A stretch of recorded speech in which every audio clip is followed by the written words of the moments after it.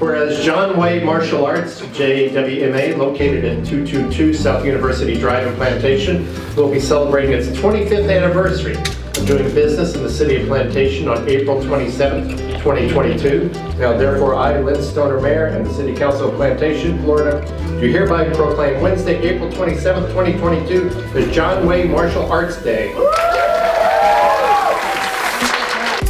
I opened in Plantation. I just wanted a small school for me to work out, for my friends to come and work out, and next thing you know, 25 years later, here we are. We just received our proclamation for being in business for 25 years on a strip on University Drive, and then we later moved to another location on University Drive where we are today.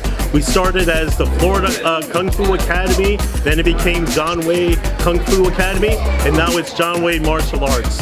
And today was a wonderfully festive day celebrating 25 years of John Wai Martial Arts, giving to the City of Plantation, giving to the community with all of the training that we offer the community, all of the free events that we do, all of the fundraisers that we do, the toy drives, all those wonderful things. And getting a proclamation from the City of Plantation, from City Hall, from the Mayor is important because it shows that they appreciate and honor all the things that John Wai has done over the 25 years.